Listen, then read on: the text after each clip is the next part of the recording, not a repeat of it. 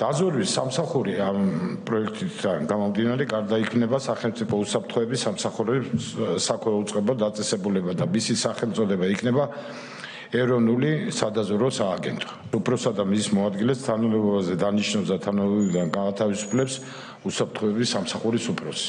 ეროვნული სადაზვერვო სააგენტოს გაწეული საქმიანობის შესახებ ინფორმაცია სრულად ასახული იქნება სახელმწიფო უსაფრთხოების სამსახურის უფროსის ყოველწლიურ ანგარიში და ეს ანგარიში საქართველოს პარლამენტს ყოველწლიურად არაუგვიანეს 15 აპრილისას წარედგინება. საკმაოდ დიდ ავტონომიურობას ინარჩუნებს ეს საკვებუწყებო დაწესებულება და აქედანაც ჩანს, რომ მას, რა თქმა უნდა, ბუნებრივად განსხვავებული წესი ექნება შერჩევისა თავისი კონტინგენტის.